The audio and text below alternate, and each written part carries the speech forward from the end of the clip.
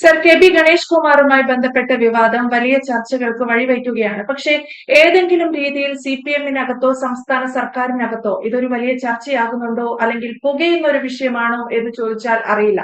നിലവിൽ ഈ വിഷയത്തിൽ അല്ലെങ്കിൽ ഗണേഷ് കുമാറിനെതിരെ സർക്കാർ എന്ത് നിലപാടെടുക്കും എന്നാണ് മാധ്യമങ്ങൾ ഉൾപ്പെടെ ഉറ്റുനോക്കുന്നത്. ഇതുവരെ വേണ്ടപ്പെട്ട രീതിയിൽ അല്ലെങ്കിൽ ബന്ധപ്പെട്ട അധികാരികളിൽ നിന്ന് കൃത്യമായ ഒരു ഉത്തരം പുറത്തു വന്നിട്ടില്ല. ഇത് ഗണേഷ് കുമാറിനെ സംബന്ധിച്ച് തീർത്തും അദ്ദേഹത്തിന്റെ സ്വകാര്യപരമായ ഒരു വിഷയം മാത്രമല്ല, മന്ത്രിപദത്തിലിരിക്കുന്ന ഒരാളിൽ നിന്നുണ്ടായിരിക്കുന്ന വലിയൊരു വിവാദമാണ്. സംസ്ഥാനത്തൊട്ടാകെ രാഹുൽ മാങ്കൂട്ടത്തിന് ശേഷം പൊതുപ്രവർത്തനം നടത്തുന്ന മറ്റൊരാളിൽ നിന്നും ഇത്തരത്തിലുള്ള ഒരു പ്രവൃത്തി വലിയ ചർച്ചയാകുന്നു. എങ്ങനെ വിലയിരുത്തും? ഗണേഷ് കുമാറിന്റെ വിഷയം ഇന്നോ ഇന്നലെയോ കാണാൻ തുടങ്ങിയതല്ല എന്ന് എല്ലാവർക്കും അറിയാം. 2019 ഇതേമാതിരി മന്ത്രിയായിരിക്കുമ്പോൾ തന്നെയാണ് ഇതേ ഗണേഷ് കുമാറിന് ഇതേ തരത്തിലുള്ള ഒരു പീഡന പരാതി അന്ന് ഉണ്ടായത്. ഇതും ഒരു തരത്തിൽ പറഞ്ഞാൽ ഒരു പീഡന പരാതി തന്നെയാണ് ഇപ്പോഴും വീണ്ടും ഉണ്ടായിരിക്കുന്നത്. അന്നത്തെ ആ സംഭവം നടക്കുമ്പോൾ പലവരും അറിയാത്ത നടന്ന ഒരു സംഭവമുണ്ട്.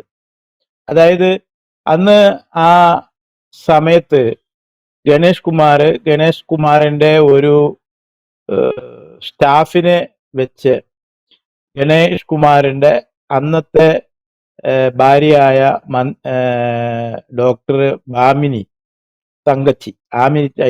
തങ്കച്ചി ഗണേഷ് കുമാറിനെ അടിച്ച് മുഖമൊക്കെ വേർപ്പിച്ചു എന്ന് പറഞ്ഞുകൊണ്ട് ഗണേഷ് കുമാറിന്റെ ഒരു ശിങ്കിടി എന്നാണ് ഞാൻ പറയുള്ളൂ. ആ ശിങ്കിടി അന്ന് പത്രക്കാരോട് പറയുന്ന സീൻ ഇന്നും വേണമെങ്കിൽ യൂട്യൂബിലൊക്കെ കിട്ടും.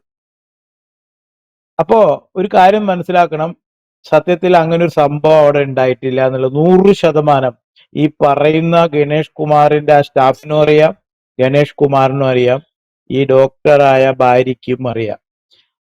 അന്ന് ഒരു കാര്യം ഉറപ്പായിരുന്നു, ഗണേഷ് കുമാറിന്റെ മുഖവും കണ്ണും കവിളുമൊക്കെ ചവിട്ടുകൊണ്ട് വീർത്തുകൊണ്ട് TV-യുടെ മുന്നിൽ വന്ന് കരയുന്ന ഗണേഷ് കുമാറിനെ നമ്മൾ കണ്ടു. ആ ചവിട്ടും ആ കിട്ടിയ പരിക്കും മുഴുവൻ ഭാമിനി ചെയ്തു, അതായത് നിലവിലെ ഭാര്യ ചെയ്തു എന്നാണ് ഗണേഷ് കുമാർ അന്ന് പറയാൻ ശ്രമിച്ചത്. എന്നിട്ട് അത് പറഞ്ഞിട്ട് കാര്യമുണ്ടായില്ല, രമേഷ് കുമാറിന് തന്നെ രാജിവെക്കേണ്ടി വന്നു. അപ്പൊ ആ നുണ ഫലിച്ചില്ല. കൂടുതൽ വാർത്തകളും വിശേഷങ്ങളും നിങ്ങളിലേക്ക് എത്താൻ ABC മലയാളം സബ്സ്ക്രൈബ് ചെയ്യുക, ബെൽബട്ടനും അമർത്തുക.